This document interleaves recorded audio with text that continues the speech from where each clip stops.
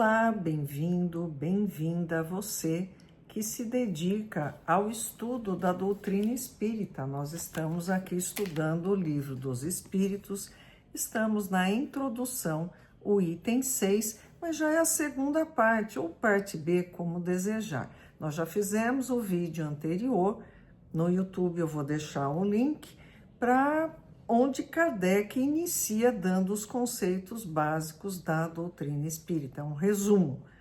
Não é suficiente para entender, mas é essencial para você já entrar no estudo do Livro dos Espíritos, conhecendo algumas coisas. Vamos lá. Há no homem 3 coisas. Primeiro, o corpo ou ser material, análogo aos animais e animado pelo mesmo princípio vital. Não achem que Kardec está ofendendo a gente, xingando a gente de animal, não é essa a ideia. É que esse corpo físico, ele compartilha, ele acumula experiências que existiram no reino animal. Nós iniciamos, a criação, a natureza, no reino mineral, onde existe um princípio que mantém a coesão daqueles átomos que formam, por exemplo, uma pedra, mais que isso, mas só para entender. Existe um princípio de coesão nesses átomos para constituírem um objeto qualquer. Esse princípio se desenvolve nos vegetais, nas plantas, desde plantas muito simples, com um número muito pequeno de células, até a complexidade de uma árvore cujas sementes ficam protegidas por um invólucro. Nós temos, então, as angiospermas. É um crescendo de complexidade. Depois nós passamos para o reino animal, onde temos desde organismos muito simples, uma única célula, até a complexidade de todo o reino animal. Nós espíritas dizemos que posteriormente existe o reino hominal, não o reino do homem, de jeito nenhum, mas reino do ser humano. O nosso organismo, ele tem resquícios desse processo evolutivo, principalmente do reino animal. Nós, durante o desenvolvimento, quando o espermatozoide fecunda o óvulo, se nós pegarmos aquilo lá desde pequenininho, nós vamos olhar e falar, que engraçado, o que vai sair disso aqui? Será que é um ser humano? Que ser que vai? Porque é muito parecido o começo. Então, nós temos um corpo físico que compartilha de funções no reino animal. Exemplo, tubo digestivo, nós realizamos a digestão dos alimentos que nós ingerimos. O cachorro que está na nossa casa, hoje em dia cada vez mais, ele compartilha de um processo digestivo. Ah, não é igual, não, mas é muito parecido. Nós temos o aparelho respiratório e diversos outros. Nós compartilhamos isso com os nossos companheiros do reino animal. Então, há no homem 3 coisas. Primeiro, o corpo ou ser material, análogo aos animais e animado pelo mesmo princípio vital. O princípio vital é o que dá vitalidade ao nosso corpo físico. Se não tiver esse princípio vital, isso segundo a doutrina espírita, fique muito bem claro. Se não houver esse princípio vital, não existe a vitalidade, a vida animal. As células se dispersam, se desfazem. Ah, mas se o espírito não estiver ligado ao corpo, o ser humano, o corpo do ser humano também não sobrevive. Exatamente. Mas há necessidade desse princípio vital que dá vida à matéria. Não a vida inteligente, que isso é espírito, é outro departamento. Segundo, a alma ou ser imaterial, espírito encarnado no corpo. Quem pensa, quem sente, sou eu espírito que hoje, nessa atual encarnação, recebe o nome de Liliane. Não é o cérebro que pensa, o cérebro é ferramenta. Assim como eu não digo que um pincel é um grande pintor, eu só digo que ele é um bom pincel e instrumento de um grande pintor, Mona Lisa, por exemplo, Leonardo da Vinci. Eu não digo assim, o meu espírito, não, eu sou espírito. Então, pintor usa pincel, eu uso o meu corpo físico, ele é uma ferramenta. Gosto dele, cuido dele, beleza, mas é uma ferramenta. E terceiro, o laço que une a alma ao corpo, princípio intermediário entre a matéria e o espírito. Mal comparando, ele tem o pé nos dois barcos. Aqui nós temos corpo, matéria. Aqui espírito, energia. Não dá para ter um atuar sobre o outro, tem que ter uma interface. Essa interface é o perispírito. Tem assim o homem duas naturezas. Pelo corpo, participa da natureza dos animais, dos quais tem os instintos. Pela alma, participa da natureza dos espíritos. O laço ou perispírito que une o corpo e o espírito é uma espécie de envoltório semimaterial. É uma roupinha, mal comparando, que o espírito usa para poder andar por aí, né?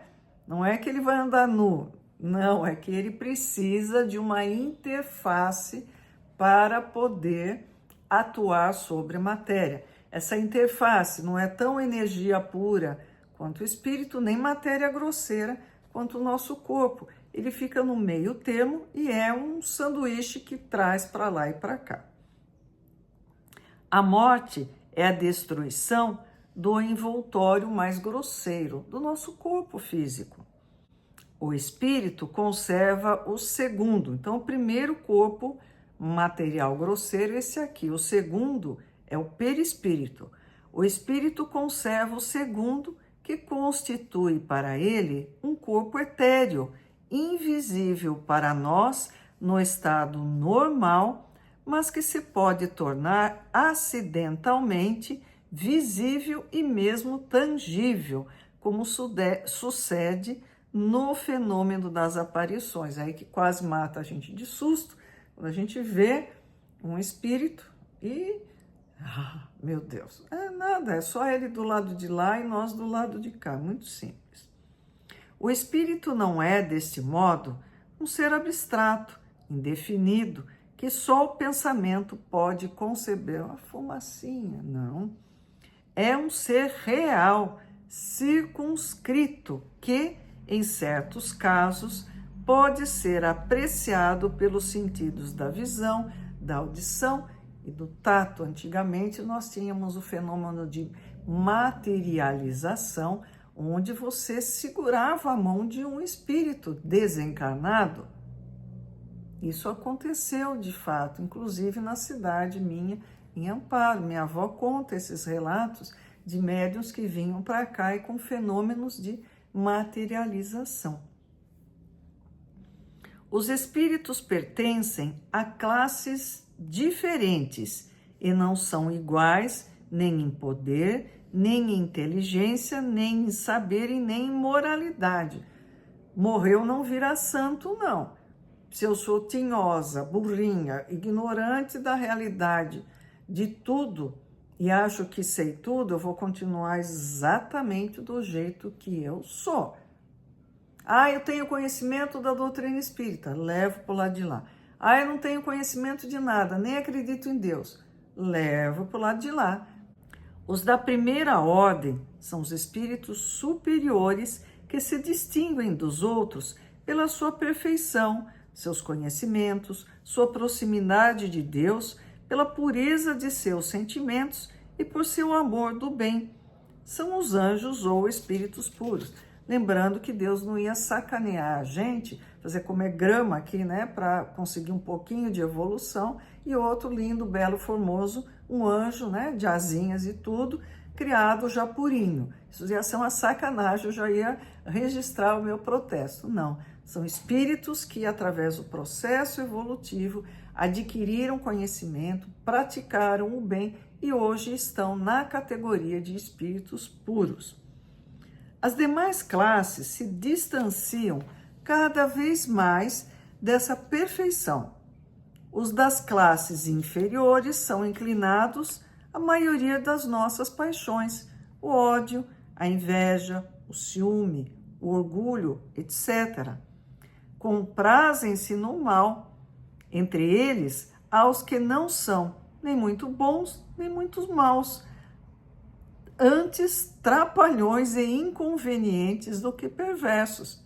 A malícia e as inconsequências parecem as suas principais características. São os espíritos estouvados ou levianos.